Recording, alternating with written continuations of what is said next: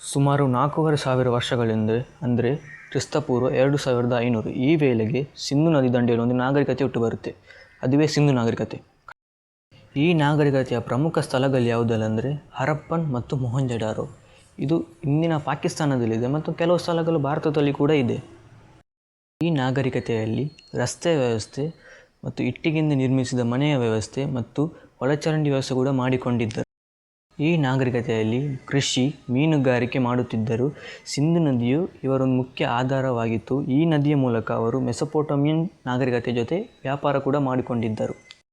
ನಾಗರಿಕತೆಯಲ್ಲಿ ಜನರು ಯಾವ ಭಾಷೆಯನ್ನು ಮಾತಾಡುತ್ತಿದ್ದರು ಮತ್ತು ಎಂತಹ ಲಿಪಿಯನ್ನು ಬಳಸುತ್ತಿದ್ದರು ಎಂದು ಯಾರಿಗೂ ಕೂಡ ತಿಳಿದಿಲ್ಲ. ಸುಮಾರು ಕ್ರಿಸ್ತಪೂರ್ವ 1900 ಈ ವೇಳೆಯಲ್ಲಿ ಈ ನಾಗರಿಕತೆ ಕುಸಿಯುತ್ತಾ ಬರುತ್ತೆ. ಕಾರಣ ಹವಾಮಾನ ಬದಲಾವಣೆ ಇವರ ಒಂದು ಮುಖ್ಯ ಆಧಾರವಾಗಿದೆ. ಸಿಂಧು ನದಿಯ ದಿಕ್ಕು ಬದಲಾವಣೆಗಳಿಂದ ಇಲ್ಲಿಯ ಜನರು ವಲಸೆ ಹೋಗಲು ಪ್ರಾರಂಭಿಸಿದರು. ಆದ್ದರಿಂದ ಈ ನಾಗರಿಕತೆ ಕಣ್ಮರೆಯಾಯಿತು ಅಂತ ಹೇಳಲಾಗುತ್ತದೆ. ಮತ್ತೊಂದು ಬ್ಲೈಂಡ್ ಬಿಲೀಫ್ ಏನಂದರೆ, ಆ ಕಾಲದಲ್ಲಿ ಆರ್ಯನ್ಸ್ ನಮ್ಮ ದೇಶಕ್ಕೆ ವಲಸೆ ಬರುವಾಗ ಇಲ್ಲಿ ಒಂದು ದಾಳಿಯನ್ನು ಮಾಡಿದ್ದಾರೆ ಎಂದು ಹೇಳಲಾಗುತ್ತದೆ.